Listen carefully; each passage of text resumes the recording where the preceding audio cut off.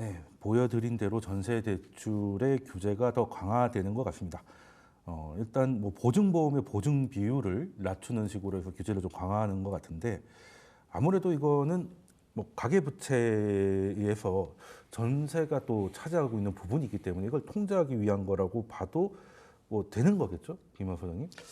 아무래도 그렇다고 봐야죠. 가계부채도 관리를 해야 되고 네. 지금 문제가 이제 허그가 우리가 부모님들이 네, 자녀분들한테 신신당부하는 게 절대 보증 쓰지 마라. 네, 그렇죠. 절대 보증 쓰지 마라고 하는데 네. 이제 정부가 보증을 썼죠. 허그를 내세워서 이제 임대 전세금이 이제 떼일 위험에 불안하니까 이제 보증을 해주게 되는데 저는 그게 불행의 씨앗인 것 같습니다. 이게 보증을 해주게 되니까 문제가 뭐냐면 보증을 믿게 되거든요. 보증했으니까 그렇죠. 보증을 썼으니까요. 나는 문제 없어라고 하니까 그 전세 사기를 하시는 분들이 이제 보증보험을 또 악용하는 사례들이 있습니다. 야, 보험 들면 안전하잖아라는 논리가 적용이 되면서 많은 분들이 보증보험 믿고 이제 가입을 했다가 전세 사기가 문제가 되는데 물론 보험 가입하신 분들은 허그가 대위 변제를 해주니까 문제가 되지는 않는데 허그가 연 손실이 이제 4조 원 정도 어마어마한 돈이 나가게 되면서 이제 손실이 발생하게 되죠.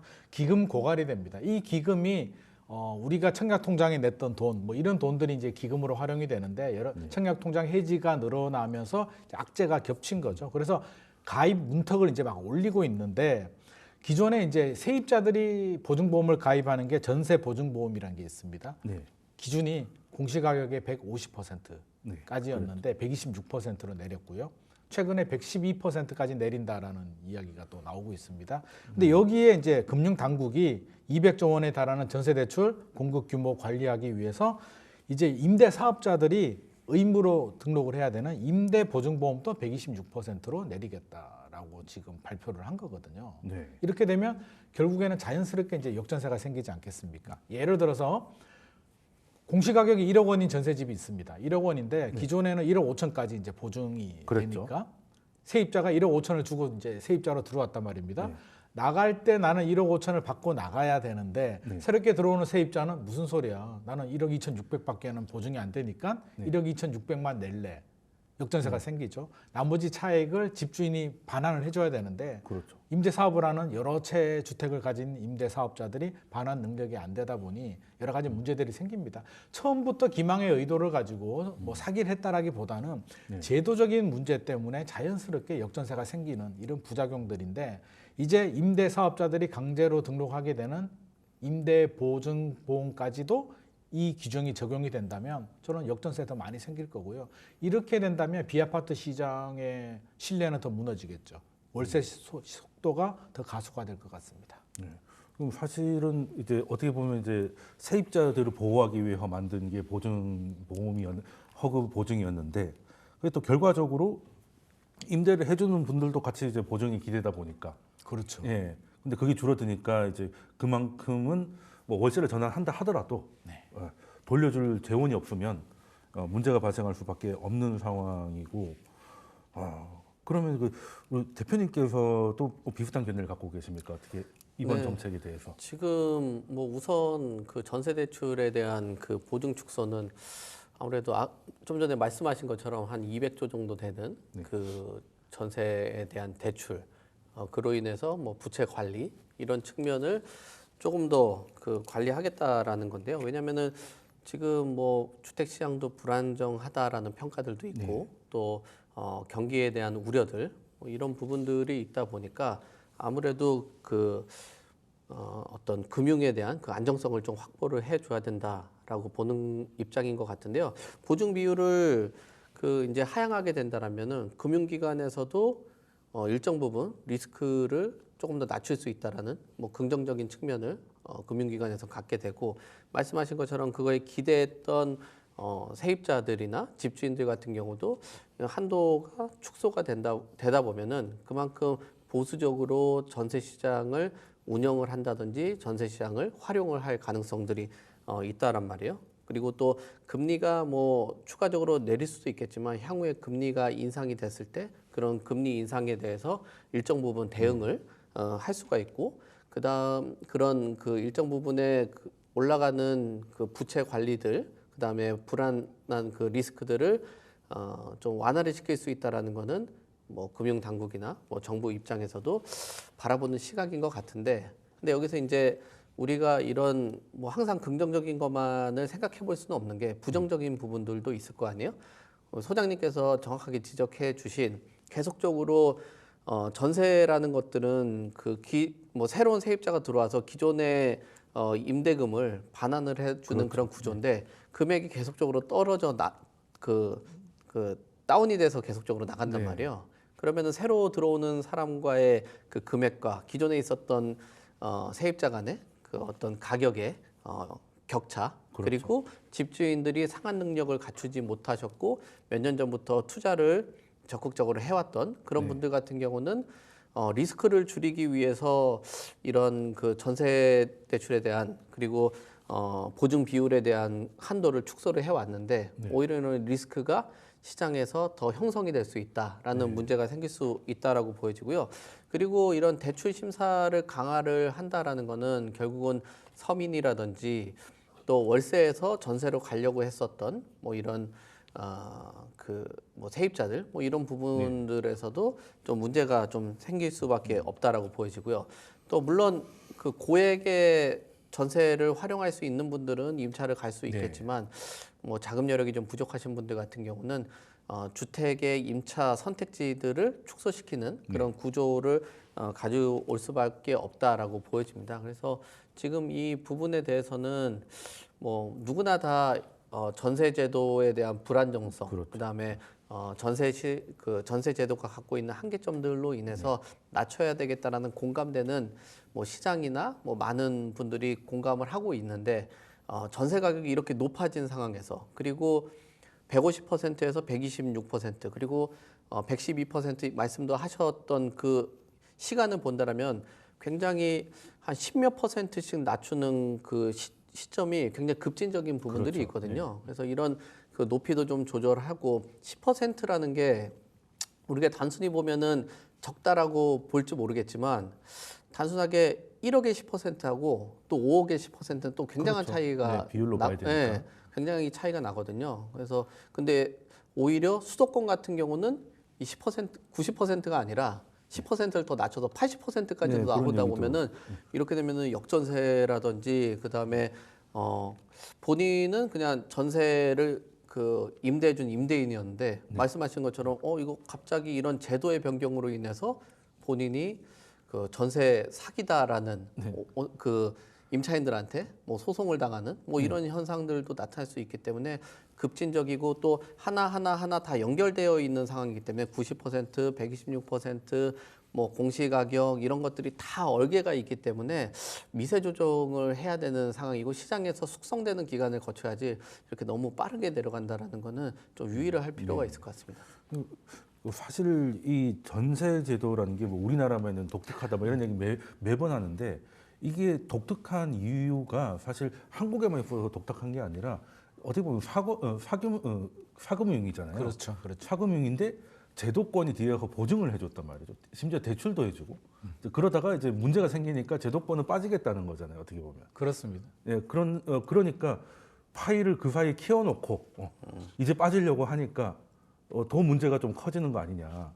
그런 문제가 생기고 특히 저는 제일 아직 저번에도 한번 말씀드렸지만 전세 제도는 이제 금액이 크지 않습니까?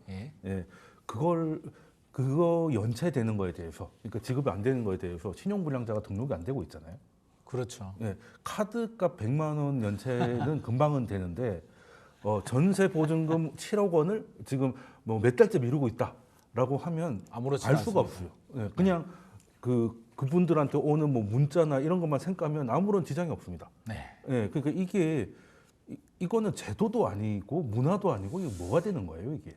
뭐 이게 사실 전세 제도가 사금융 맞죠. 그렇죠. 우리가 이제 은행에서 돈을 빌리게 되면 은행은 근저당을 설정하게 그렇죠. 되죠. 그 이제 물권이라고 합니다. 등기부 등본에 채권 최고액 얼마 딱 나옵니다. 그러면 안 갚으면 바로 경매에 넘길 수가 있는데 전세는 쉽게 말해서 이제 우리 돈쌤하고 저하고 이제 종이 한 장으로 돈 빌리고 제가 돈을 빌리게 되면 차용증 적잖아요. 그 차용증 같은 개념이 전세거든요. 그런데 그 전세에 대해서 제도권에서 대출도 해주게 되고 사실 전세 대출도 좀 말이 안 되는 제도였죠. 뭐 근저당을 설정하지도 않고 이게 사금융 제가 돈 빌렸는데 은행에서 대출을 해준다는 이 이상한 제도에 플러스 알파 보증까지 해주는 이상한 정책을 폈는데 이 두 가지 대출하고 보증의 문제가 결국에는 전세 사기를 저는 더 키웠다라고 보여지는데 이제 와서 발을 빼겠다고 합니다.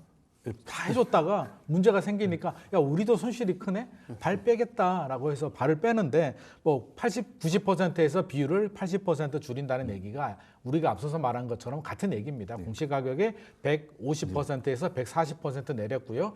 140%의 90%가 126%가 되는 거고 80% 내리면 이제 112%가 되는데 금액이 앞서서 제가 예를 1억으로 들으니까 뭐 얼마 안 되는 것처럼 뭐 그렇죠. 1억 5천에서 1억 2,600이면 뭐 2,400이네 라고 생각할 수도 있으나 10채를 가진 분이라면 그렇죠. 20채를 가진 분들이라면 금액이 엄청나게 커지고요. 1억짜리 전세도 잘 없잖아요. 그렇게 보면 이게 상당히 부담이 된다.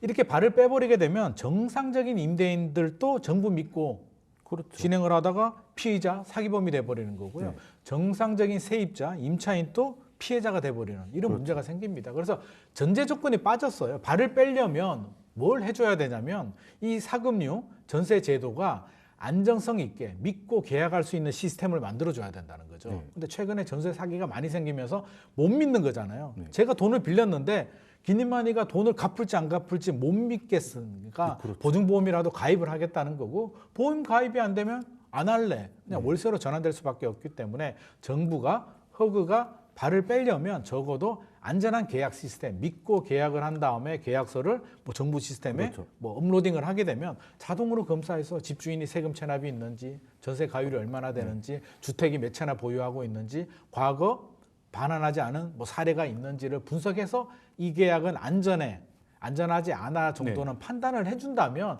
보증보험을 가입하지 않고서도 우리가 전세 계약을 할 수가 있는데 그걸 다 빼버리게 되고 무턱대고 나는 그냥 한돈 내려버리고 발 뺄래라고 한다면 결국에는 전세제도 종발을 부추기는 정책밖에는 되지 않을 것 같습니다. 뭐 사실 전세제도가 뭐 없어진다 하더라도 그게 너무 빠른 월세의 전환이나 월세 가격 상승으로 온다면 또 그게 또 상대적 경제의 약자들한테 부담이 되는 부분이니까 사실 되게 웃깁니다. 이게 여기다가 저도 이제 전세 대출 한번 받아본 적이 있는데 그냥 계약서를 작성을 하면 거기에 80%를 뭐 5억까지 이렇게 빌려주는 거잖아요. 그렇습니다. 세상 쉬운 대출이더라고요. 네. 다른 거 대출 받으려면 몇 억씩 받으려면 쉽지 않은데 엄청나죠. 네. 그걸 또 보증까지 해주고 해서 사실은 부양을 해왔던 거잖아요. 그렇습니다. 빌려주고 보증해주고. 근데 지금 와서는 사실 애매한 게 어제 사실 양자컴부터 뭐 40% 빠져가지고 3배짜리 ETF가 하루 아침에 상폐됐다 이런 얘기가 있었는데 사실 그걸 두고 도박이다 이런 얘기 많이 하거든요. 3배짜리를 하니까. 근데 저는 갭 투자만큼 레버리지가 큰 게 없다고 보거든요. 그렇죠. 갭 투자자분들 하시는 분들 보면 빌라 3채 가지고 하시는 분 없어요. 뭐 보통 채. 보통 30채는 다 넘어갑니다. 네, 그러니까 1,000만 원만 역전세가 발생을 해도 당장 3억이 도미노처럼 생기는 그렇게 되는 거거든요. 그러면 이거는 지금 와서 당장 어떻게 못한다 하더라도 이 사람이 지금 얼마의 그걸 갖고 있는지 총 노출된 레버리지가 어느 정도인지는 임차인이 알 수 있는 상황에서 계약을 하게 만들어줘야 되는 거 아니에요? 네. 그렇죠. 예, 그런 부분들을 일정하게 좀 투명한 그러니까 어떤 시스템이 확보가 되어 있지 않은 상황에서 지금 이렇게 속도감 있게 내린다라는 거는 주의를 해봐야 되는 거예요. 우리가 말씀하신 것처럼 아파트 같은 경우는 그래도 정보가 일정 부분 공개가 되어 있고 어느 정도 인지를 하고 그 다음에 어떤 경매 시장에 매각이 된다라고 해도 그래도 뭐 서울의 아파트 같은 경우는 어느 정도 자금 확보가 되는 그런 구조거든요. 근데 빌라나 또 비아파트 같은 경우는 그런 뭐 그 시가라든지 뭐 이런 부분들이 정확하게 책정이 되어 있지 않고 또 때로는 시장에서 뭐 내놓는다고 해도 평가를 뭐 상당하게 좀 높게 잡기가 어려운 그런 상품이란 말이에요. 그래서 이런 그 급진적인 그 인하 뭐 이런 부분에 대해서는 고민을 해봐야 되고 돈쌤이 지적하신 것처럼 어떤 임대인 뭐 임대인의 어떤 자금 여력이라든지 또 보유하고 있는 자산의 수, 주택 수, 뭐 이런 부분도 정확히 좀 확보를 해놓고 이 분들의 여력에 맞춰서 그 상환 가능한 능력을 갖췄다라고 하면은 낮추는 거에 대해서 조금 뭐 우리가 속도를 맞출 수가 있겠는데 그렇지 않은 상황이라고 한다면 부실한 문제들이 발생될 수 있다라고 보여지고요. 그래서 아까 지적하신 것처럼 이게 전세금만 낮춰지고 갑자기 임대인들이 뭐 피의자가 되고 또 피해자가 되고 뭐 임차인들 피해자가 되고 그런 얘기들 말씀하신 것처럼 그뿐만 아니라 지금 부동산 시장 안에 있는 여러 뭐 자산 네. 이 부분에 대해서도 붕괴될 가능성도 충분히 있다라고 그렇죠. 봐야 되는 거예요. 왜냐하면 우리나라의 전세제도의 그 독특함이 있지만 이 독특한 만큼 매매 가격하고 연동 그다음에 연계가 되는 게 굉장히 크거든요. 그래서 우리가 전세 시장을 많이 바라보고 있는 게 전세 가격이 올라가면은 뭐 집값이 올라가는 경향들도 있고 네. 전세 가격이 뭐 폭락을 하게 되거나 조정을 받게 된다면 매매 가격을 끌어내리는 그런 부작용들도 있거든요. 지금 비아파트 시장에 있는 비아파트 상품 자체가 시장에서 상품성을 잃은 이유 중에 하나가 이 전세 시장의 붕괴거든요. 그래서 가격이 푹 주저앉는 그런 상황이 발생될 수 있다. 그러면은 임대인들이 지금 수도권 같은 경우는 10%를 더 낮추게 된다면 자금 조달에 어려움을 겪을 수밖에 없다라고 보여지고 그렇게 되면은 본인이 갖고 있는 어떤 그 부동산을 그 매각하는 데 어려움을 겪을 수 있다. 심지어 시장 가격보다 훨씬 낮은 가격으로 매각하는 그런 문제들이 발생될 수 있기 때문에 지금 뭐 이 그 제도에 대한 부분들 그리고 수도권 그리고 상품별로는 좀 당분간은 좀 분류를 해볼 필요가 있지 않나. 그렇게 돼야지 어떤 피해가 좀 발생됐을 때 좀 대응이 가능하지 않을까라고 보여지고요. 그리고 아까 빌라 뭐 20채, 30채 얘기하셨는데 되게 자산가인 것 같이 보이겠지만 네, 그렇지도 않죠. 오히려 여유 있는 분들은 아마 서울에 있는 뭐 주요 재건축 단지 조금 네, 그 한두개 정도 부분보다 갖고 있어도. 조금 네. 여력이 좀 부족하신 분들은 신축 아파트나 어떤 아파트를 선택했을 텐데 이런 비아파트나 빌라를 선택하셨던 분들 같은 경우는 그래도 자금 여력이 좀 부족하신 분들이 많이 들어갔을 그렇죠. 가능성이 높기 네. 때문에 그 상품별로도 좀 분리할 필요가 있다라고 봅니다. 네, 그래서 뭐 말이 좋아 빌라 왕이지. 사실 들어가 있는 돈은 거의 없습니다. 사실 거의 부채왕이라고 네. 할 수도 있을 뭐 것 부동산 같고. 처음 배울 때 뭐 인천에 뭐 반지하부터 시작을 해라라고 해서 거기서 10개씩도 사고 이런 분들도 꽤 많은데 이게 사실 들어간 돈은 1억도 안 됩니다. 그렇죠. 네. 그래서 세입자들 중에서 우리 청년들이 이제 사기를 많이 당하는데 물어보는 분들이 있거든요. 세금 체납이 있는데요? 라고 하면 이제 가담한 중개사가 무슨 소리야? 건물주가 이게 임대인이 건물도 몇 개 가지고 있는데 다 너 그렇게. 전세금 안 돌려주겠니? 네, 라고 달래잖아요. 하는데 네. 안 돌려줄 가능성이 높죠. 왜냐하면 레버리지를 해가지고 뭐 30채씩, 20채씩 돌린다면 도미노가 생길 수도 있고 그런 생각도 들어요.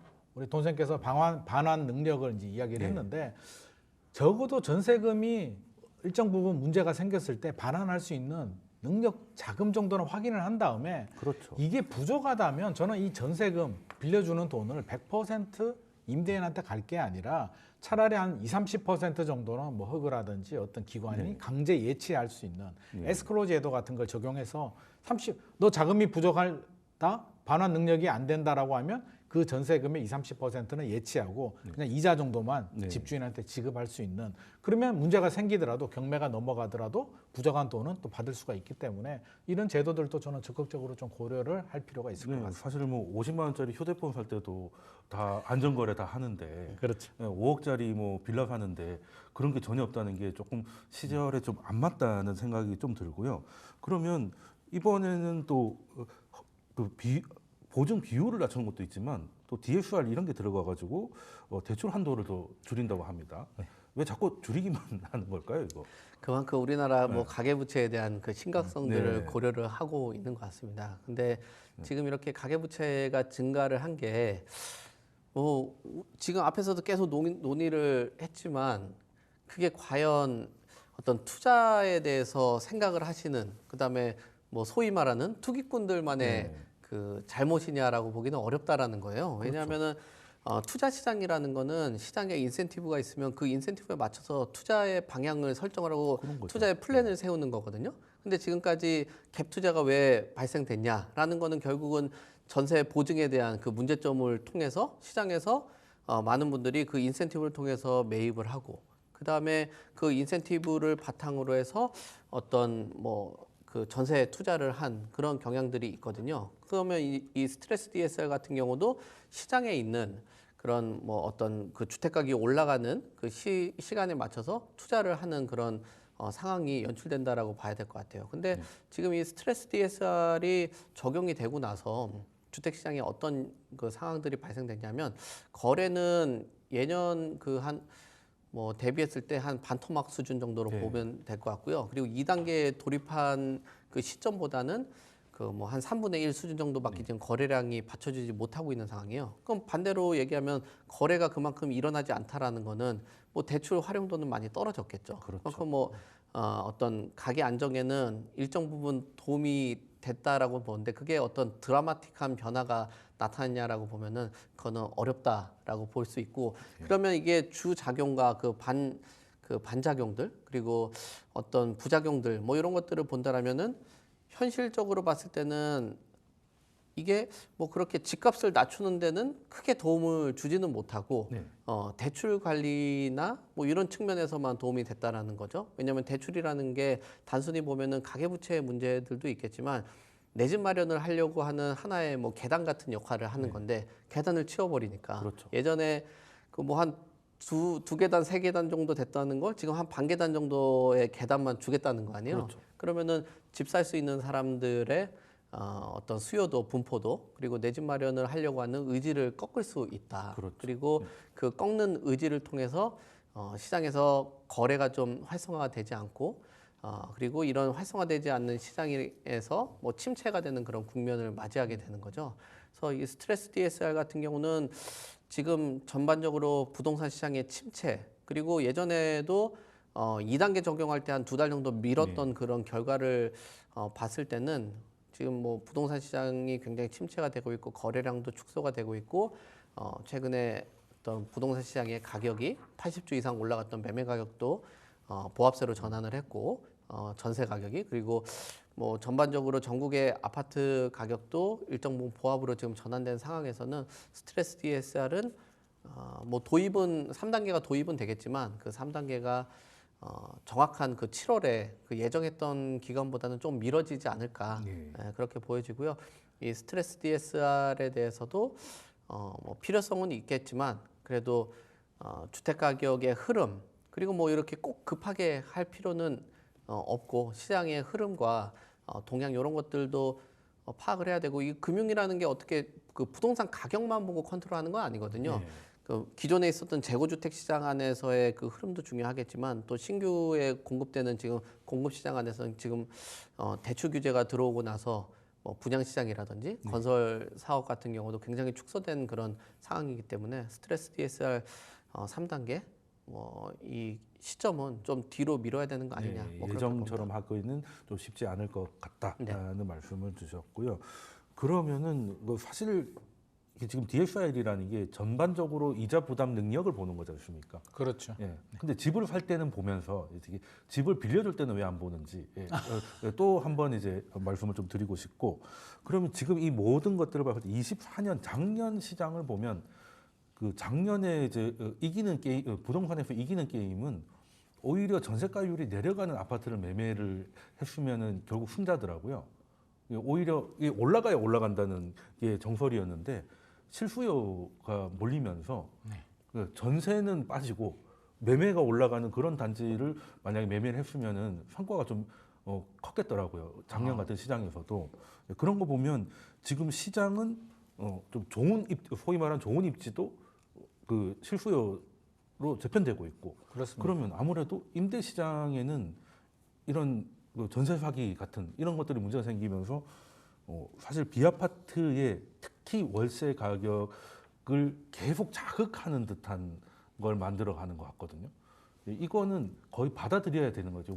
비아파트의 월세에 지금 빠르게 상승 중인데 이게 더 이어갈 거라고 보시는 거죠. 이걸 막으려면은요. 비아파트 시장의 빠른 월세 전환. 저는 월세 시대를 이제 막을 수는 없을 것 같습니다. 다만 우리가 속도를 좀 낮춰야 되는데 가격도 문제고. 속도가 너무 빨라요. 속도가 빠르다는 얘기는 이제 가격이 빨리 올라간다는 얘기인데 우리가 앞서서 얘기했듯이 이제 전세에 대한 신뢰가 무너지다 보니까 속도가 더 빨라지는 부분이 있고 정부가 자꾸 이제 대출 규제 뭐 여러 가지 규제들을 계속 시행을 하는데 가계부채를 관리하겠다라는 명목 하에서 여러 가지 규제들을 하는데 저는 그런 생각도 들어요. 정말 우리나라가 가계부채가 위험 수준인가? 왜냐하면 경제가 성장하고 또 주택 수가 늘어나게 되면 가계부채 총량은 저는 자연스럽게 늘어날 수밖에 없다고 생각이 들고요. GDP가 커지는 대로. 일본이나 미국이나 뭐 유럽 사례를 보더라도 우리나라처럼 대출 관리 잘하는 데가 있을까? 집 살 때 LTV, 집이 부동산이 가장 안전자산임에도 불구하고 근저당을 설정하는데도 LTV도 보고 DSR도 보고 소득 수준을 봐서 하는데 거기에 따라서 스트레스 DSR까지 또 적용을 한다라고 하니까 이거 너무 과하다는 생각은 제가 들고요. 이 속도를 줄이려면 결국에는 전세에 대한 신뢰를 저는 빨리 회복을 해야 되는데 현재 나오는 정책들을 보면 그렇지가 않은 것 같습니다. 그렇게 본다면 비아파트 월세 속도를 늦추기는 현실적으로 좀 어려울 것 같고요. 또 최근에 또 정치적 불확실성, 또 뭐 미국 트럼프가 또 어떻게 될지도 모르겠고 여러 가지 때문에 사실 거래량이 많이 떨어졌잖아요. 매매 거래량도 많이 떨어졌기 때문에 관망을 한다는 거죠. 그럼 관망을 어디서 하겠습니까? 결국에는 매매 수요가 또 임대 수요로 넘어가게 되는데 전세 사기 때문에 걱정이 된다면 결국에는 비아파트 시장은 월세로 갈 수밖에 없다. 일부는 소형 아파트들 뭐 전세 시장으로 이동하겠으나 빌라에 거주하시는 분들이 아파트 시장으로 또 점핑하기에는 현실적으로 좀 어려운 부분이 있기 때문에 저는 이거는 막기는 좀 어렵지 않나. 그래서 걱정이 되는 게 사실은 전세가 좋잖아요. 월세보다.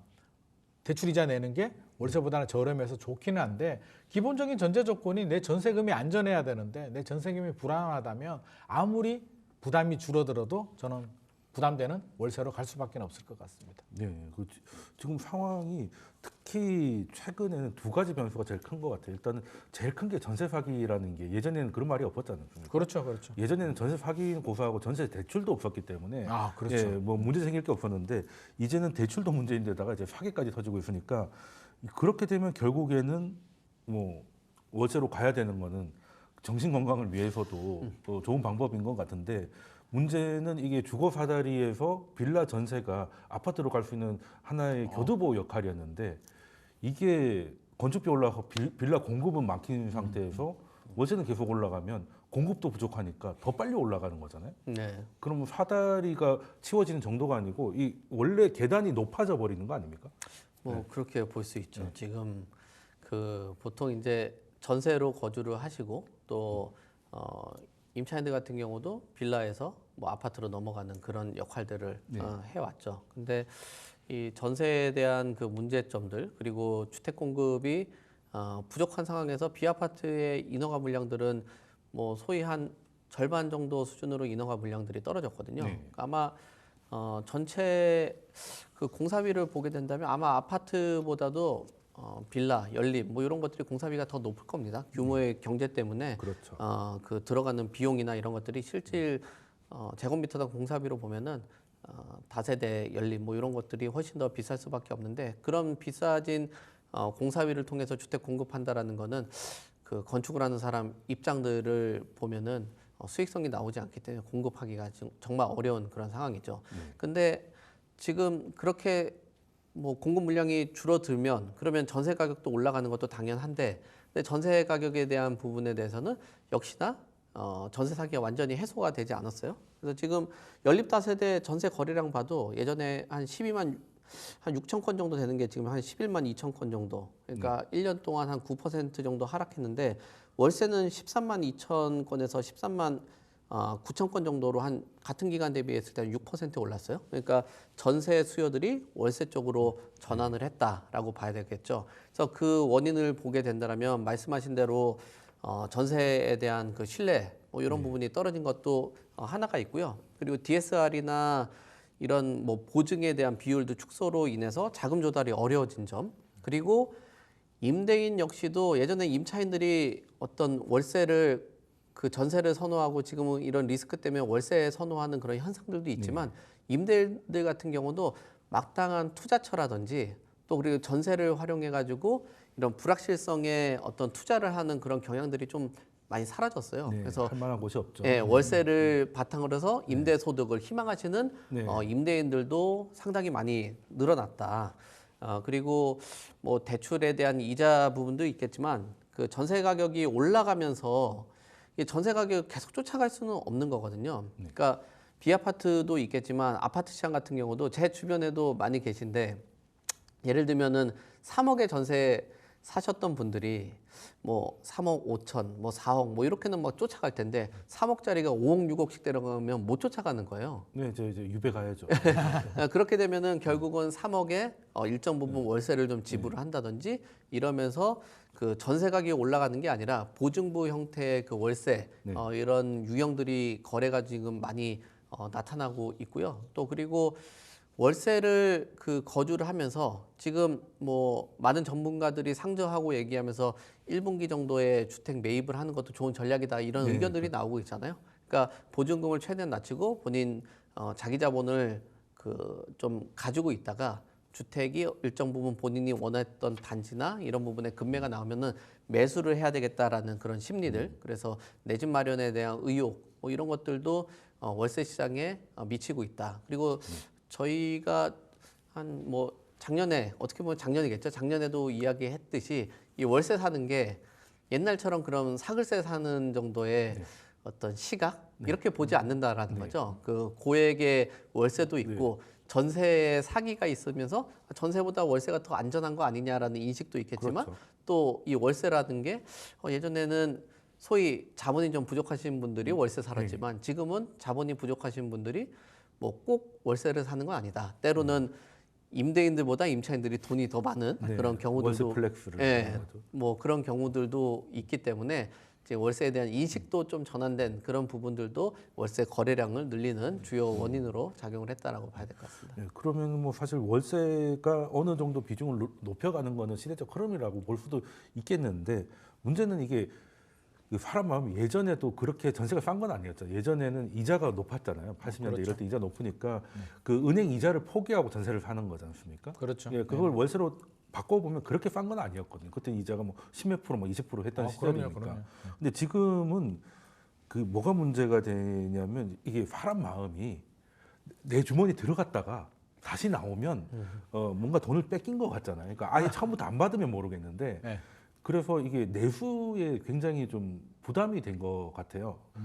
주담대에 대한 것도 내가 연봉이 뭐 1억이라 하더라도 그 실질적으로 내가 쓸 수 있는 돈은 4, 5천 정도라면 이자가 1,000만 원이 올라가면 그만큼 연봉이 줄어드는 효과가 생겨가지고 그렇죠. 네네. 내수가 죽은 건데 그게 아니라 이제 임차인들도 월세를 내게 되면 아무래도 이제 순수미가 줄어드니까 내수 쪽은 굉장히 좀 힘들어질 것 같은데. 그럴 가능성 상당히 높죠. 네. 왜냐하면 우리 주거비 부담이 그렇죠. 아무래도 전세보다는 월세가 주거비 부담이 늘어날 수밖에 없고 최근에 이제 내수 경제, 뭐 수출도 뭐 수출은 그나마 좀 괜찮은데 내수가 지금 굉장히 엉망인 상황인데 그렇죠.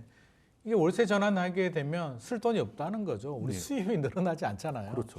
월급은 늘어나지 않는데 월급 빼고는 다 오른다라는 게 이제 요즘 최근에 많이 하는 얘기인데 결국 수입은 그대로인데 나가야 될 돈, 특히 주거비가 늘어난다는 거는 저는 치명적이다. 주거비가 이게 몇만 원 늘어나는 게 아니라 이거 고정 지출이잖아요. 고정 지출이잖아요. 우리 고정 지출이 무서운 게 월급도 이제 고정 수입인데 뭐 예를 들어서 월급 한 300만 원, 350만 원 정도 받는 분이 월세가 뭐 30만 원, 50만 원 늘어난다? 네, 그럼 10% 현실적으로 날아가는 쓸 수 거죠. 있는 돈은 우리가 딱 정해져 있잖아요. 네. 거기서 줄여야 되기 때문에 결국에는 내수 경제에도 상당히 안 좋은 영향을 미칠 수밖에 없다. 외국처럼 처음부터 월세 제도였다면 네. 그게 맞춰서 뭐 여러 가지 경제가 돌아갔겠으나 우리는 전세에 맞춰져 있다가 지금 월세로 전환되는 시점이기 때문에 네. 마침 또 최근에 장기 침체, 그렇죠. 또 경기 내수 경기 우려, 뭐 침체 우려 이런 게 맞물리면서 여러 가지 악재가 지금 많이 어려운 상황인 것 같습니다. 그럼 대표님, 대표님이 아까 좀 전에 말씀 주셨을 때 상반기 때에 이제 그 내 집 마련을 생각하시는 분들은 상반기를 한번 노리는 것도 그런 의견이 많다고 말씀 주셨는데 네. 대표님께서도 이거 시행 전에 네. 7월 될지 안 될지 모른다 하더라도 내 집 마련을 할 생각이 있으시면은 올해 상반기에 한번 도전하는 것은 어떻게 보십니까?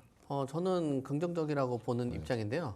그 매입을 하는 데 있어서 지금 최근 들어서 매물에 대한 물량이 많이 늘어났다라는 거는 내가 선택할 수 있는 물량들이 선택지가 좀 많아졌다라는 거죠. 그러니까 예전에 주택 경기가 호경기였을 때는 소위 어떤 집을 거래할 때 집도 못 보고 거래했던 경우들이 많거든요. 네. 그러니까 그 말은 내가 희망하는 그 매물에 대한 그 체크 뭐 이런 것들이 불가능했다라고 한다라면 지금은 본인이 원하는 방향이나 본인이 원하는 층수 이런 것들도 선택을 할 수 있다라는 거는 긍정적이라고 봐야 되겠죠. 그러면은 그런 많은 선택지 안에서 실거주로 접근을 한다라고 하면은 장기 거주하는 동안에 그런 생활이 갖고 오는 생활 안에서 갖고 올 수 있는 그 다양한 그 선택의 폭 이런 부분이 삶의 질 문제. 예, 그 굉장히 중요해질 수 있다라는 거고요. 그리고 스트레스 DSR이 뭐 3단계가 7월 예정은 하고 있지만 그 기간이 만약에 그 가계부채를 잡아야 되겠다는 의지가 강하다라고 하면 결국은 대출에 대한 한도가 축소가 되는 거거든요. 그렇겠죠. 가격이 조정됐을 때 축소되기 전에 어떤 매입을 하게 된다라면은 그래도 본인의 아까 말씀드렸던 계단을 하나 빼가기 전에 그래도 조금 더 높은 위치의 주택을 살 수 있다라는 거. 그리고 주택 가격이 주택이라는 거는 결국은 경기가 힘들면 힘들고 또 어려울수록 조금 더 안전자산을 선택하려고 하는 그런 경향들이 있거든요. 그러면은 주택 가격이 높다라는 거는 뭐 내 집 마련하는데 좀 부담스럽게 작용할 수 있겠지만 그래도 시장에서 조금 더 안전자산이라고 평가를 받을 수 있는 어떤 안정적인 주택이라고 볼 수 있는데 그런 상품이 약간의 조정을 받았다라고 하는 거는 본인에게 큰 이점이라고 볼 수 있을 것 같아요. 그리고 올해는 뭐 누구나 다 그렇게 보고 있는 입장인데 금리 인하에 대한 기대감들이 한 2차례, 뭐 3차례, 뭐 이 정도 보고 있는 상황이기 때문에 그 금리 인하가 되기 전에 주택을 매수한다라는 거는 그래도 자산 가격이 향후에 올라갈 수 있는 기대 심리, 뭐 이런 것들이 작용했을 때 미리 선제적으로 그 매입을 할 수 있다라고 봐야 될 것 같아요. 다만 이제 뭐 입지라든지 지역에 대한 그 선택을 하셔야 되는데 가격이 조정됐다고 해서 가격에 맞춰서 매입을 하는 것보다는 본인이 그 희망했던 지역과 그리고 본인이 오랫동안 그 탐색했던 그런 단지 뭐 이런 쪽 중심으로 매입을 하는 게 좋을 것 같고요. 만약에 매입을 하게 된다라고 하면은 어떤 가격에 있어서 아파트 중심으로 매입을 하는 게 조금 더 지금 주택 가격이 조금 더 투명하고요. 그리고 우리가 지금 KB 50 지수 같은 경우는 지금 100선을 지금 넘어선 상황이거든요. 지금 시장 안에서도 서울 안에서도 선도하는 지역의 아파트들은 가격이 아직까지도 강세장인 상황이에요. 그렇기 때문에 매입을 하게 된다면 그 선도 아파트 주변에 있는 단지 중심 또 지역 이런 것들 그리고 선도 아파트하고 흡사한 어떤 단지의 규모 그 다음에 뭐 입지 이런 것들을 선택을 하는 게 좋지 않겠냐라고 봅니다. 선도라고 하니까 뭐 원베일리 한 10평짜리 82억인가 팔렸더라고요. 이제는 뭐 아무리 50평이라고 해도 이제 거의 100억 준비해야 되는 그런 세상이 열리고 있습니다. 네, 알겠습니다. 그러면은 보통은 이제 부동산은 겨울이 비수기고 하니까 매수를 하실 분들은 지금 비수기 때 물량이 좀 늘어나면 선택지를 잘 활용해 보셔라는 말씀을 주셨고요. 자, 그러면 두 번째 주제에서 다음 이야기 다뤄보도록 하겠습니다.